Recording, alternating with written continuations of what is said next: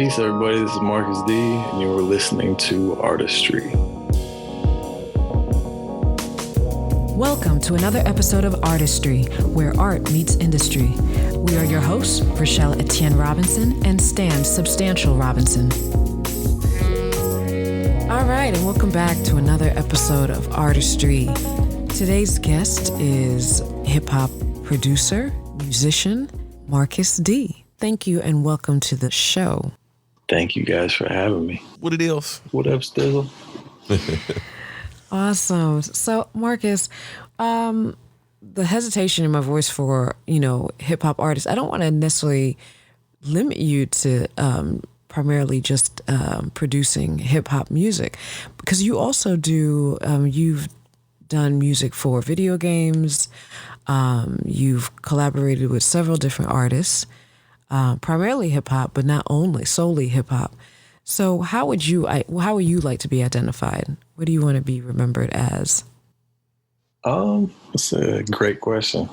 I think for me, it's not a big deal for me what people characterize me as or label me as. I think that as artists or as an artist, it's just my job to do what expresses my emotions, and then however it comes out, get that on the canvas, and then after that, let people decide where I fit in and where they want to label me at. But it's also important to know, where you're coming from and what you're making. So I do appreciate the label of hip hop producer, because I think it's probably the coolest one in there, But yeah, for me, I think it's more about just making the art, and then the critics can decide where you fit in. But as a whole, I would say that I got my start with hip hop music. Yeah. Yeah. You are a classically trained pianist with an orchestral background. You've been playing piano for how long? When did you first start playing the piano? I believe I started playing when I was about 7 or 8 years old, 8 or 9 maybe. My grandma had a very old upright piano, and it was something that her grandfather bought for her when they were dirt poor, and he wanted his family somebody to be a musician and possibly, be an artist. So he actually spent his last paycheck. It was one entire paycheck. And my grandma said that they didn't eat, anything decent that entire month, because he bought the family a piano. Wow. And I thought that was really amazing investment, because what it did for a generation further down the line for me, it literally gave me my entire career and my start. So that was always a cool story to me, because my grandma played it when she was younger, but she didn't play it to the point where it became a career for her or anything like that. But she passed it on to my mom, actually, just to store it at our house, really, and hoping that me or my brother would play it. And through video games, I found inspiration to play the piano, and that's kind of where everything stemmed from, was just enjoying the sound of it, being inspired by having the piano there. So definitely really appreciate my grandma for holding on to it and allowing me that opportunity. Right. Wow. How many years after receiving the piano was it before you started actually producing? I think that we received the piano when I was probably about, it's one of those memories where you think you remember it coming to the house, but you can't tell if that's just something you made up in your mind or if it, it was actually a real memory. Right. But I believe that I remember when they had it moved to our house. I think I would have been like 5 or 6. Right. And you were playing like 2 to 3 years after that. Yeah, there was the story that I No. And that I remember was I was playing Final Fantasy IV, which in the US version is 2. And it was on the Super Nintendo. My brother had a Super Nintendo. And I was playing that and I heard this melody. For people that know, it's called the prelude. It's just the intro.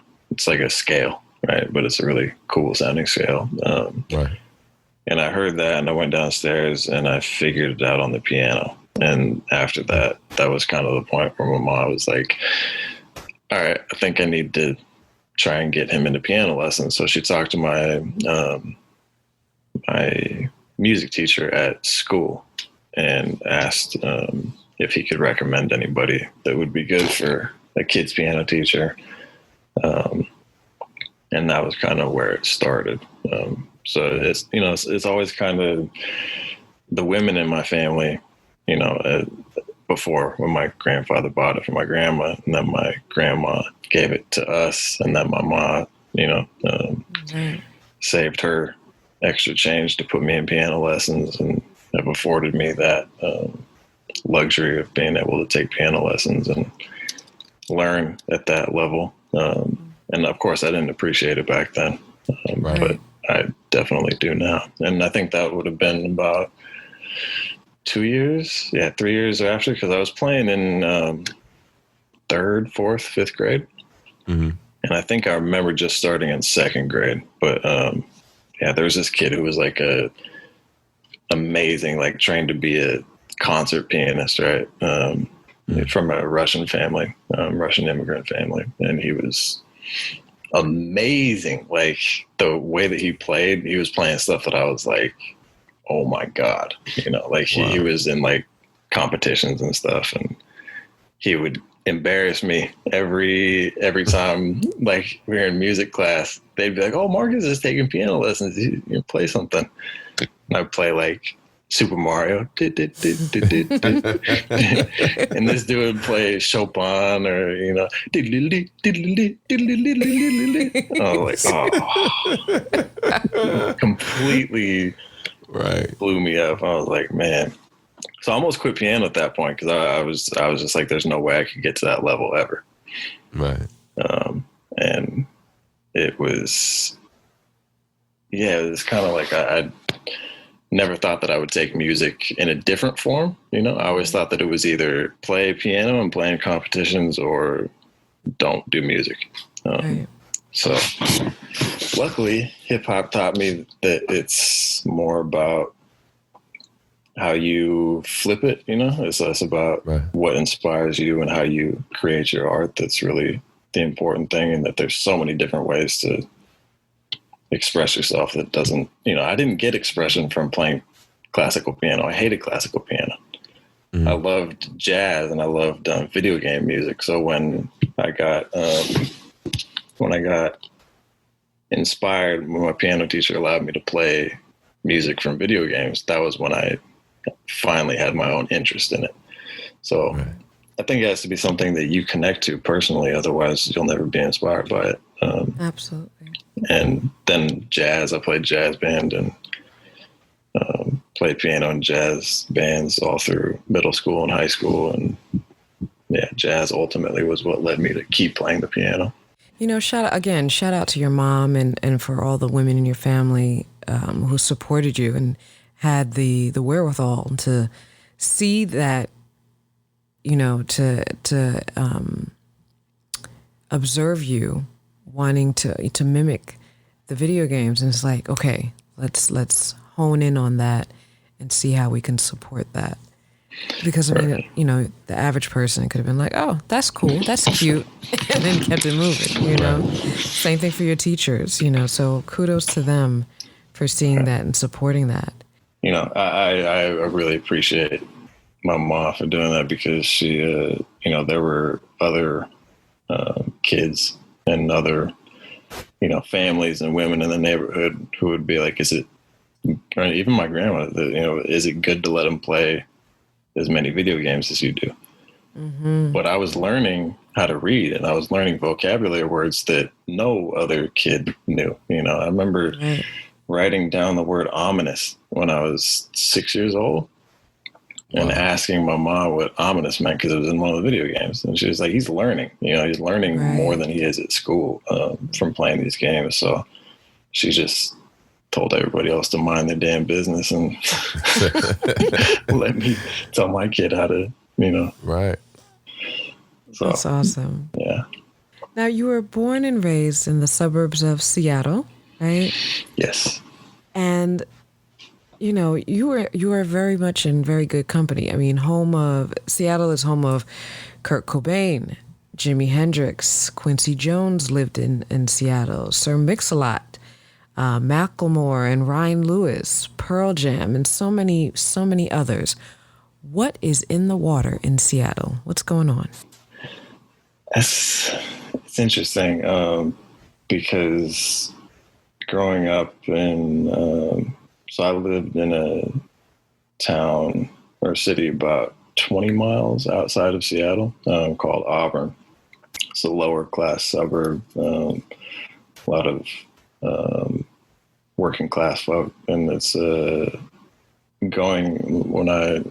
were certain events in my childhood and my family's history where I was living in Seattle back and forth when I was a kid. So I got acquainted with the city really early. And when I moved there for school when I was 18, I actually got a much deeper connection and insight into Seattle.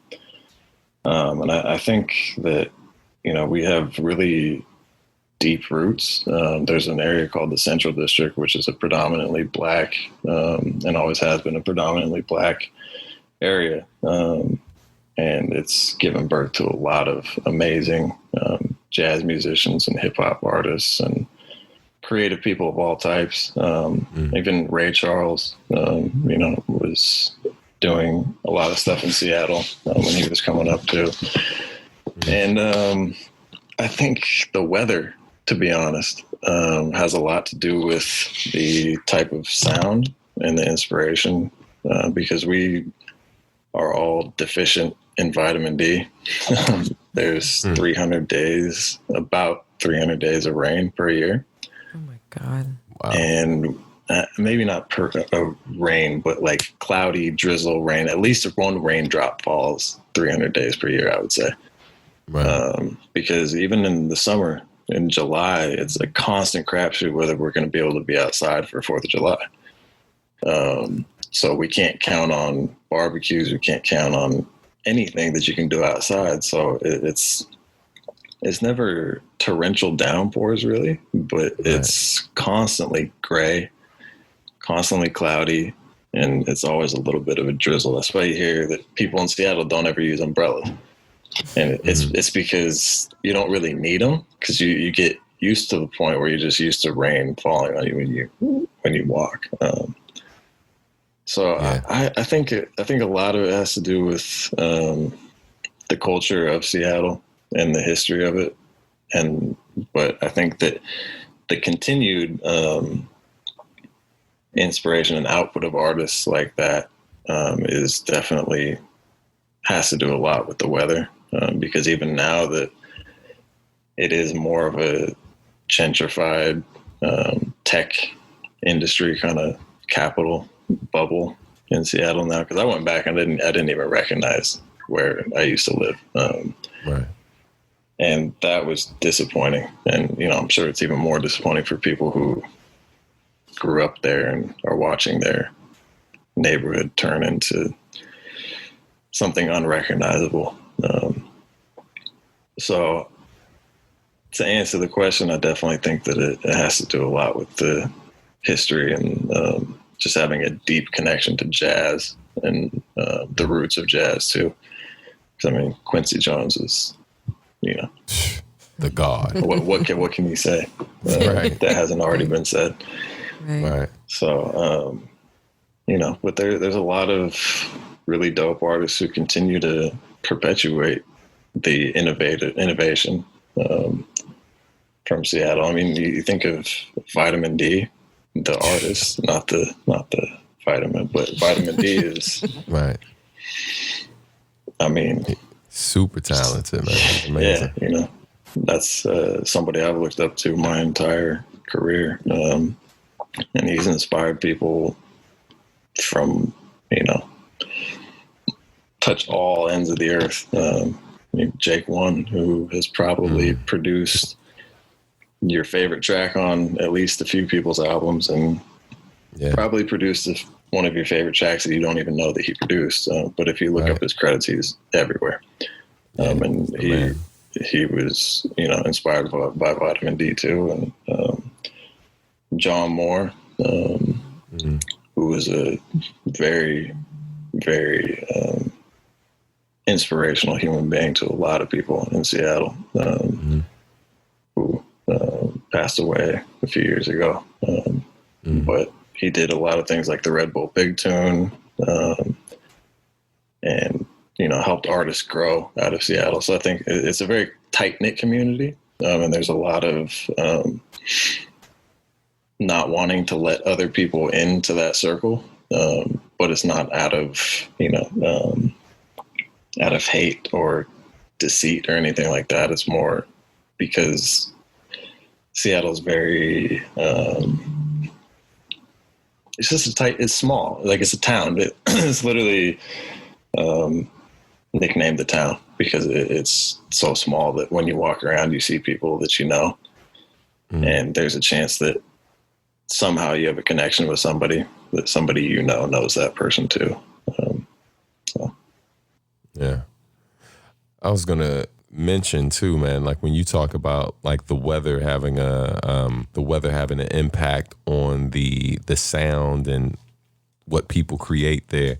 Fun fact, I was literally, I want to say it was maybe my my third trip to Seattle, and we were getting ready to head back home, and that was where I came up with the concept for the song, Waiting for the Clouds to Part.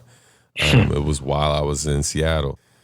And the funny thing is, I used to joke with you all the time how as many times as I've been there, even though it's notorious for being cloudy, most of the time when I've come, it's been sunny, right? With the exception of maybe like one or two of our tours. But it's usually sunny when I've gone. So I feel like, Seattle likes me. I don't know what it is. I try to put a little sunshine in my pocket when I show up. You know what I mean? To balance what's happening. The sun definitely comes out for you. Yeah, like every time you're up there, I was like, damn, there was some amazing weather. And you're like, it's sunny. It's not like a, super warm or nothing, but the sun is out. So yeah. So you're welcome, Seattle. Have me back soon. I'm sure you could use me and the sun. Oh my goodness. I tell you, this guy. Marcus, you have collaborated with some hip hop legends. You have Del the Funky Homo Sapien, Royce the 5'9", Saigon, Planet Asia, Sky Zoo, Crooked Eye. The list goes on and on. Blue. Substantial. Okay. Yeah. I guess we can include him. Cool. Yeah, man. Yeah. But having been relatively young when you first were introduced to the game, you have been able to catch the ear of some notable players. So what would you say? What is your tactic for just reaching out and saying, "Hey, I'd like to, produce a track for you"? Like, what has been your go-to as far as doing that, and without also, coming across? I mean, I want to say you don't want to be a stan, right? And excuse the pun, but you don't want to be. Hey, come on, man! I'm right here. I can hear you. Really? I'm saying, it's like I get it. It's slang. People use it, but I'm sitting right here. Okay, baby. I'm sorry. Go ahead. I'm sorry. Okay, maybe not a stan, but maybe you want to come across as professional, obviously, but at the same time, without being too creepy. So what is your tactic for reaching out to an artist who you haven't worked with before? Yeah, so I do not know the answer to that because it's still very much it's a thin line Right. between being a fan and then kind of not crossing into that territory when you're trying to work with somebody and letting them know that you're serious about your artistic endeavor. So for me, it was always kind of like I prefer to have a connection with somebody that's already like an open line that's already Right. been there, Right.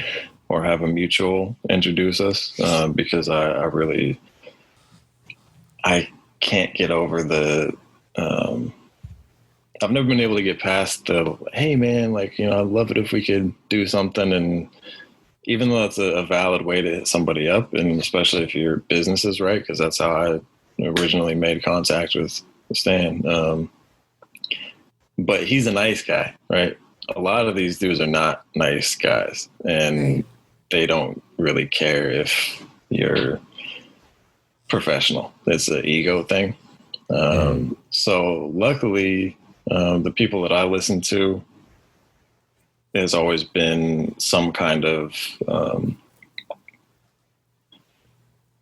not mutual respect, but I guess I could tell from the way that they rap or the way that they create their art that they seem like they're the kind of people that I would be able to work with. And that, you know, I'm basically talking about the collabs on Simply Complex and a couple on Revival of the Fittest, because those are the times where I've worked with people who have like the big underground names.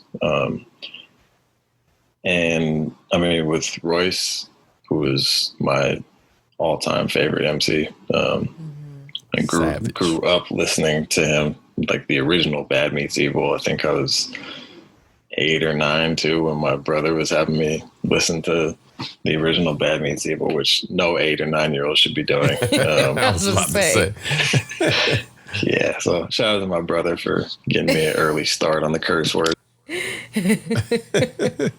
But you know, Royce was really, really cool when I contacted him, and I think he actually had just gotten back from doing his term for DUIs, and he was very, very open to working and stuff. And my brother had actually been in contact with his manager, Kino. So having that line where somebody had made the initial connection, it was much easier for me to send him something and then ask for a business opportunity. So I think that collab was really cool because after you're done with it, you kind of wonder if, you know, if they cared about it, or if they remember it, or if it was just, you know, something they did, you know. And when he came to Seattle to do a show, because I got his brother on the track too. Like I knew at the time I knew Kid Vicious really well, and talked to him a bunch on GChat. And when they came to do a show in Seattle, I gave him the vinyl from Simply Complex, and he was really, really cool, really gracious, nice dude, right? You know, some of the stuff that he raps about, you could wonder about, you know, whether he's a cocky dude or if he's humble. But they always say, don't meet your heroes, or I always say that because I have met a couple people where I just can't listen to their music again after I meet them, because they're just complete assholes. So I was hoping this wouldn't be the case. You know, meeting your hero, I was like, you know, I hope that this dude is as cool as I think he is. And luckily he was, and it's just strengthened my support for his music and the things that he says. So his story is amazing. You know, his recovery from being an alcoholic and just a lot of the stuff that happened in his life is really inspiring. So being able to talk with him and stuff, and then being able to personally have that achievement of working with him more than once is something that's very important to me. And then other artists too. It's just really it's luck, it's, if you have the connection, it's always easier, but sometimes you just have to cold call them and hit them up and see if they're willing to do something. But I definitely like dealing with people more when there's a connection. I don't like feeling like I'm that random guy with the beats and, hey, want to collab, Yeah. Yeah. No, you were like, I remember when you first reached out to me, you were very professional. And that's one of the things I remember most, especially when I found out how old you were. It was really surprising that like someone who wasn't even 18 years old yet could be so professional. And like you hadn't put out a record yet, you were working on your debut. Your sound was like top notch, even though you were young. It was better than a lot of the people who was hitting me up. And a lot of people reach out like almost like they're doing you a favor. Like, I mean, seriously, a lot of people reach out like, hey, I got these beats, like, I'm sure you need something for your upcoming project, find like nothing but bangers here, boo, boo, boo, or you get the people who like, yeah, I got this style of beat. I think it's perfect for you. You hear it. It sounds nothing like, right. It doesn't even sound like quality. Or it doesn't even sound like it would fit with what you do.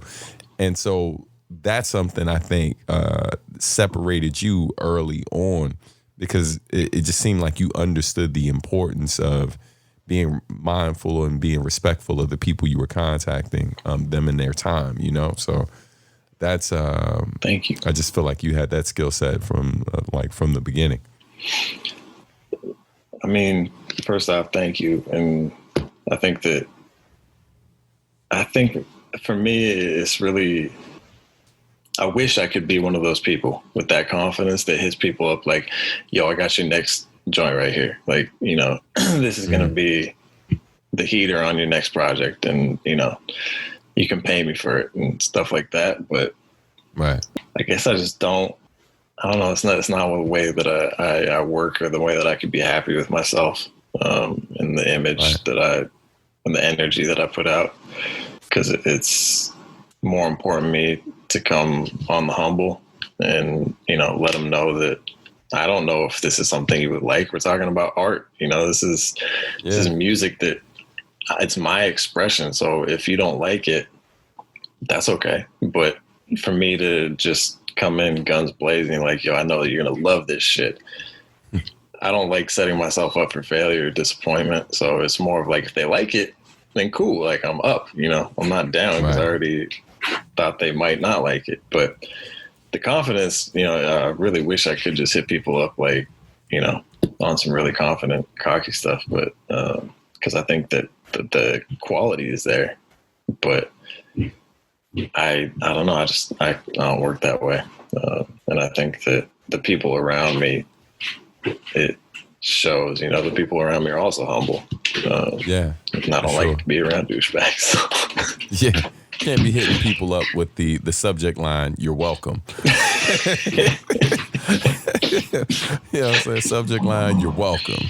Nothing but fire in here, B. You know what I'm saying? Make your life better. Here you go. Let me know.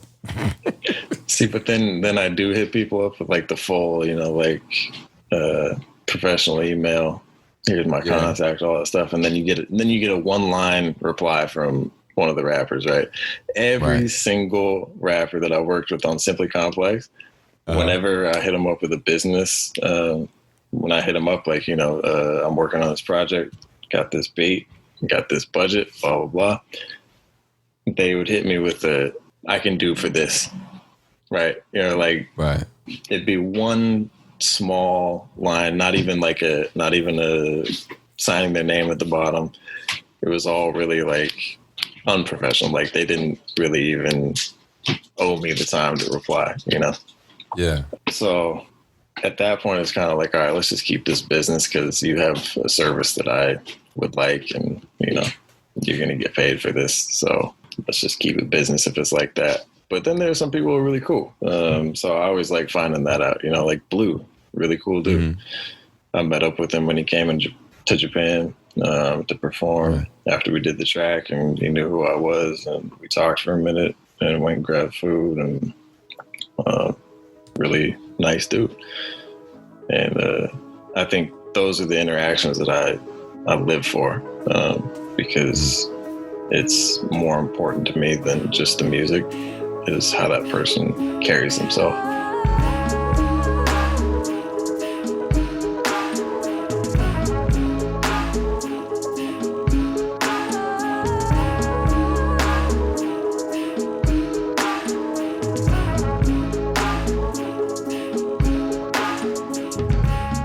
You currently reside in Japan. You are frequently compared to the late Japanese producer Nujabes. You have been not only contributed to, you know, Japanese culture, inspired by Japanese culture, but you actually did your homework. In college, you studied Japanese. You speak Japanese fluently. You currently reside in Tokyo. When did you first fall in love with Japanese culture? I honestly don't know, but my mom told me it was when I was pretty young. It must have been through playing video games, because all the games that I played were all from Japan and all created by Japanese artists and all by Japanese musicians. And I mean, what kid doesn't like samurai and ninjas and stuff, you know? Right. I think every kid kind of has that start with Japanese culture, even if they don't know it. You know, there's things like Godzilla or, you know, whatever it is, or Power Rangers, stuff like that. I think we don't realize how much stuff gets imported from Japan to the States. Yeah. Culture in general, because, you know, like in my generation coming up in the 90s, every single kid watched Power Rangers, and Power Rangers was like the biggest thing. So to have, you know, action figures of Power Rangers or whatever, that was a huge thing. So coming to Japan and seeing that like this, you know, quote unquote Ranger culture is just part of their culture is kind of crazy, because you still see, we just had Power Rangers, right? And then everything stemmed from there. But in Japan, there's tons of Rangers. There's been Ranger TV shows and music since like the 60s, 50s, 60s, 70s. Wow. So I see a lot of the records, and there's a lot of records with Rangers on the front, and it's usually pretty dope, like 70s funk stuff. Yeah, I think that the culture gets imported a lot to the States, and I don't think we realize that until you actually see it in its natural habitat. So, Right. When were you first introduced to Nujabes? That would have been about 2002 or 3, probably 2003, maybe 2002. It was my good friend's cousin from Daly City, California. Him and his brother used to come up for the summers, and he actually played me some of the stuff that he thought that I would like, and I kind of like he mentioned that it had like a Japanese style to the hip hop, and at that time I wasn't really I hadn't been introduced to Japanese hip hop. But he said if you like Final Fantasy, you like video games and things like that, then I'm sure you'll like this stuff. So he played some of it, and I was like, wow, this is really dope. So I ended up going and downloading everything of his name, and then I had it on my iPod, and I eventually saw like under the album, the scrolling on the iPod, it said Samurai Champloo OST. And I was like, oh, I wonder what that is. So I went to TV.com at that time. They still had like a couple episodes of like everything on TV.com. And I typed in Samurai Champloo, and I found the Beatbox Bandits episode. And classic. Yeah, it's a wrap from there. But I'd been listening to, you know, I think it was Metaphorical Music that he put out in 2003. I've been listening to that first, and then right after that, I listened to to this union, which is when I got more acquainted with Stan's work. And then right after that, I saw him featured on MySpace on the front page. Yeah. So that was when I hit him up about our track, because I was like, oh, he's still active, you know, like it's not, he's still doing his own stuff. And that was when you put out It's You were doing Sacrifice, the promotion for Sacrifice. And then when I heard It's You, I was like, oh damn, like I love this too, you know. So like there's a lot of stuff that I like. It's not just the stuff with Nujabes. So I was like, this is the kind of stuff I've been listening to before I ever knew who Nujabes was, or before I knew anything about Japanese hip hop. It was more of that really dope underground hip hop with some melody to it, and good lyrics and good themes, and sound like a good dude was rapping over it. So that was why I decided to hit Stand Up. All right, appreciate it, man. How does that feel like for someone that you grew up listening to several years later being now compared to Nujabes? I think I've gone through phases, to be honest. There was a point where that was my main thing that I was chasing, was to be anything that could be close to being compared to what he was. And I think that was like the prototype for what I wanted to be. And then I started getting closer to the people around him, and then making music like his stuff. And then when I'd make a beat, it would come out and I'd be like, wow, this sounds like something that Nujabes would make. Granted, probably not at that level at that time, but it sounded like him nonetheless. So that's something for me as a younger dude. I was like, this is doable. And I think that I chased that for a long time. And as soon as it started becoming real, when I was in Japan and Shingo asked me to DJ for him at the tribute and everything, and then realizing that I was becoming part of that kind of family that there is, it was kind of surreal. But I think that now, a couple of years ago, I started getting to that phase where I was like, I don't want to be compared to him anymore, because we're obviously two very different people. And, I'm not one dimensional. There's a lot of other stuff that I do that doesn't sound like him. And I want to be recognized for just being me, instead of doing stuff that sounds like him. And I think that everybody starts out with copying somebody that they want to sound like. I mean, what producer didn't copy DJ Premier, or Pete Rock, or Large Professor back in the day? So it's you start with that, and then everything, it's kind of like your filter, right? So the stuff that I listen to is different than what Nujabes listened to, and the way that he would flip the stuff that he listens to is different than how I would flip it. So we all have our biases in the way that we filter things out and then spit it back out. It's going to be different. So I think that we all naturally defer in that sense. So now I'm at that phase where I'm comfortable with my roots of where I've come from, and accepting that there are always going to be people that compare me to him. Right. But then also being comfortable in the fact that I'm inherently different and I have my own style. Yeah, I was just gonna say, and you kind of said it already. I think that's a place where most artists start. You have your influences, or the person you're learning directly under. You pick up these different like little things that kind of help you find your own style. But in the meantime, their influence is very apparent. And then as you grow, your sound starts to develop. You start to find your own voice over time. But I think that's key for a lot of upcoming artists, understanding that, the journey is going to take you a lot of different places, but the ultimate goal is to find your voice, and not let the influence kind of overpower what it is you're setting out to do. And that's something that, like, even in your early stuff, which, like you said, there has been a lot of comparisons over the years to Nujabes, but And I know early when I heard your stuff, you know, there were elements in there that reminded me of certain things from the time I worked with him. But there were other elements to your production, you know, from the percussion, how you mix drums versus like how they sounded when I worked with Jun. And so it was just like it just hit in a different way.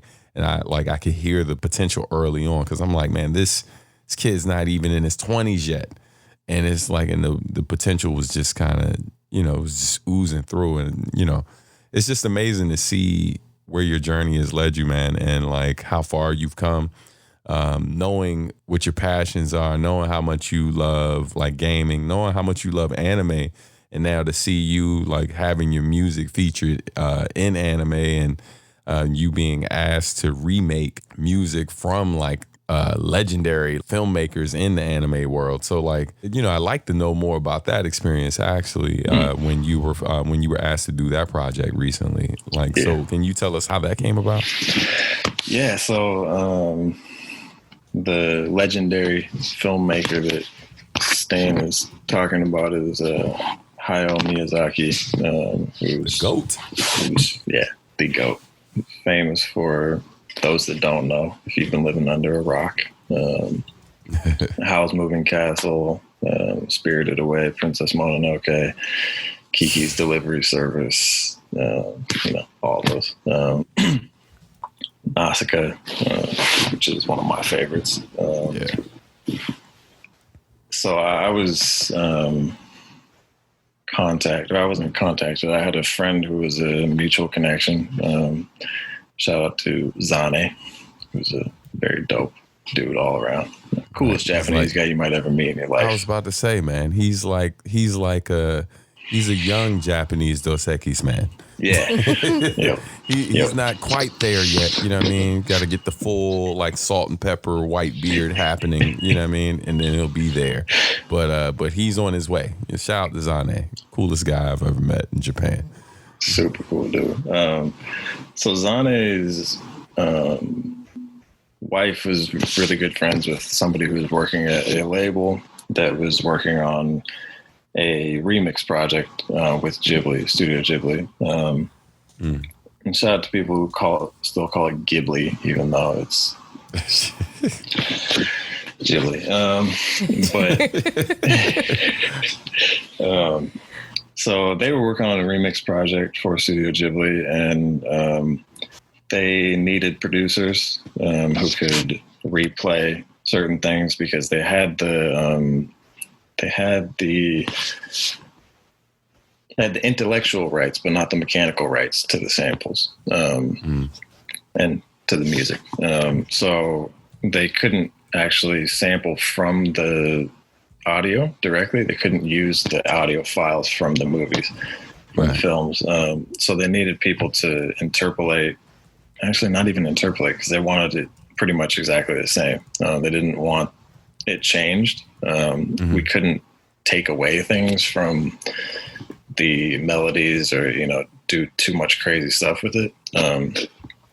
But it was connected through Zane's Connect, and then the label asked me to do a track, and we were negotiating things about it. And I said I could do a track for this. And they said, well, actually, why don't we meet up instead? So I went to meet with them at their office. The label's called Farm. So I went to Shibuya. I met up with them. And in the meeting, they said that they were interested in me doing a track. And, you know, we hashed out more details. And they said, well, actually, you know, if you could do this for this amount, then, you know, we'd be happy. And I said, wait, so you want me to basically executive produce this whole thing? And they said, yeah, we'd like you to do 7 to 8 tracks out of the 15. And I was Crazy. like, all right. So it's like, yeah, I could do that. And I was working with, there was going to be one other producer named Every Day is a Good Day, I think. Yeah, so basically we just picked the tracks that we wanted to do, and I picked all the ones that I was, the movies that I was in love with and the songs that I really, really, really liked. And then got to work and basically replayed everything, replayed the piano parts, had Seb Zillner and Jerson Zaragoza, who are genius musicians. Seb plays flute and woodwinds. He played the duduk on one of the tracks. He played flute on another one. He played saxophone on another one. Crazy. And then Jerson played bass and guitar on all the tracks. And then Substantial did some co-production with me on one of the tracks. Hey, that was very dope. All right. And yeah, it was like a 2-month project that literally every day I was like, I have work. So when people would hit me up to do things, or if they needed, wanted me to do stuff, it was one of those times a few times where I could say, sorry, I got to work today. Because most of the time I can get away with doing stuff on my phone or whatever. But this was stuff where I actually had to wake up every day and had like a set schedule and sat down and created every day.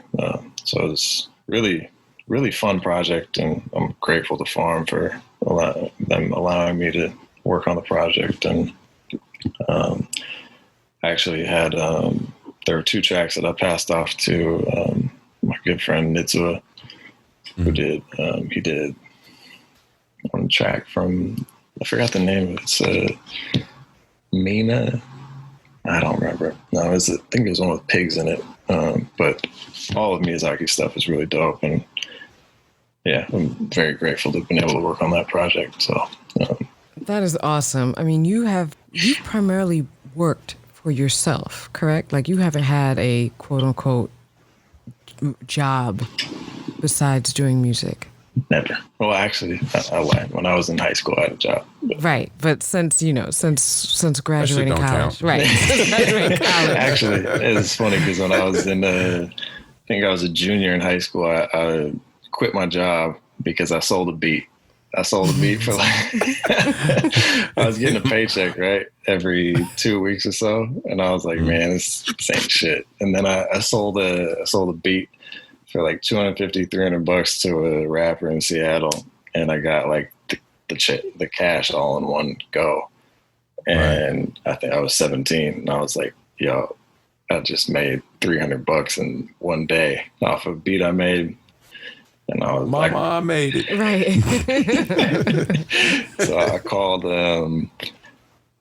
in the next week, and I was like, yeah, I'm not going to be able to come in tomorrow because I had a conflicting thing. And she was like, oh, okay, well, I'll just schedule you for the next shift. I was like, yeah, I'm not going to be able to make that one either. Right. And she said, oh, well, then what are we going to do? And I said, honestly, I don't think I'm going to be able to come back in anymore. It's like I Harlem still remember Nights. because she was like, well, we were planning on moving you to a manager's position in the future. And I was like, yeah, I don't expect to be there that long. So Right. It's like Harlem Nights with the guy when he fell in love with Sunshine. He's like, hey, sweetie, put your mother on the phone. Hey, how you doing? Yeah, I'm never coming home. I remember that. I'm never coming home. yeah, I sold I'm this not beat. gonna be able to do that. I'm never not coming going to be back. able to work that day. Right. Right. Oh my goodness. But I mean, that's a testament to your work ethic and your talent. You've only worked for yourself, or primarily have worked freelance. You've received awards like the Red Bull Big Tune Champion. You have, as you mentioned earlier, have had these great collaborations and opportunities. What does success look like for you now? So it's funny because I do have this vision in my mind. I don't know if it's success as far as career wise, or if it's life, or if they intersect in some way, which I'm sure they do. But for me, I just want a house with a studio in it that I can make. I have a small version of it right now, but I want lots of vintage synthesizers. I want to have a piano, like an upright piano. Actually, the piano that my grandmother left me when she passed, the one that I grew up learning on, is sitting in a storage unit in my hometown. And I would really like to, be able to put that somewhere, and make a studio with everything and be able to get the tools that I need to fully get the ideas from my head onto paper. Right. And I think that that's kind of what success looks like to me, is just being able to live off of music and make the stuff that inspires me every day, which, I'm already doing that in some way. But I think that if you feel like you've already seen some type of success, then you slow down. And I just really don't have any intention of slowing down. So I have to keep updating goals, which is good. But I think that success is really subjective. So for me, I just don't think I think the beginner's mind, as far as thinking that you've attained nothing and acting like you've attained nothing, so that you can always keep yourself open to learning and continuing to grow, is the most valuable thing that you can think of. Because there's times where I find myself thinking that feeling like I've attained something, and I think getting caught up on that just, eventually slows you down and ultimately stunts your growth and your possibilities. Good answer, Marcus. Good answer. Yeah, success is, I don't know. Some people see, I look at people and I'm like, they have success. That's the success I want. But to them, it looks like something else, and it's somebody else. And I think that it's different for everybody, but I don't think you should look to other people for what success looks like. It should be defined by what makes you feel like you've contributed to society, or to the scene that you are in, or the people around you, or anything that, brings everybody higher and elevates everybody else around you. It's funny that you said that, because I was gonna ask one thing, but you triggered something when you said, because it's true, success looks different to everybody and it changes. It's not just something that is stationary. Once you achieve one goal, then now there's another goal, or there's another dream. As when we think of legacy, what is it that you would like to be remembered for, as far as your contribution to the culture? I think ultimately, if I could, I would like people to see me as somebody who was a dope musician, but also a nice and dope person above all that. Because when I first met Stan and a lot of other people who collaborated with Nujabes, I was always kind of, they were my heroes and stuff when I was growing up. So I was kind of, like I said, worried about meeting them and if they would live up to my image of them. And I realized that all of them are extremely dope people first, and then dope musicians second. And it's something that has rang true for everybody that I've met that worked with him. And I think that that's his legacy and his tribute to the people that he worked with, and the vision that he had, and the kind of person that he was. So the people around him were good people, and the people around him care about other people, and they lift other people up. And I want that to be similar to the way that I, leave my legacy. And I also want people to sample my music. I want to live through music forever, because it's obviously we can't do that ourselves. So, yeah. Last question before we go. The current state of the world, obviously this year has been an interesting one, to say the least. How important are the arts, music, how important are these things now, considering the times that we're living in? How important are they to you? I think they're the utmost importance, because ultimately they're time capsules, because if people look back on certain time periods and understand what was happening at the time through art. And I think that it's an unbiased way a lot of times, or the most unbiased way, as opposed to corrupt media outlets and other people that are, spreading lies and have agendas. I think that artists are the people that can tell what's actually happening and what they're seeing. They're reporters for their area and their scene and the people around them. And I think it's important to speak out about injustices and ultimately try and fix the problems or fix the mistakes of people before us so that we can continue to grow and hopefully make things better than we left it. And I think that art is a way that we can see what is happening and document what's happening. And overall, I think that it empowers people. For me, it gives me a purpose, Yeah, for me, it's you can't be silent, about what's happening. And I think that it's just extremely important to make people aware, of what's going on. And, it's like, love Black people the way you love Black culture and Black music. And everybody can do a better job of showing that. And I think that it's time, it's been time. Wow. But right now we have a movement, and if you're not pushing it forward, then you're ultimately holding it back.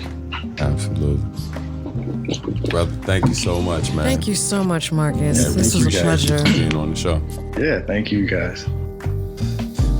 Thanks for listening to Artistry, where art meets industry. This podcast has been brought to you by Substantial Art and Music. For more information, please visit www.subartmusic.com. You can also follow us on social media at subartmusic. We'll see you soon, but talk to you soon. Peace.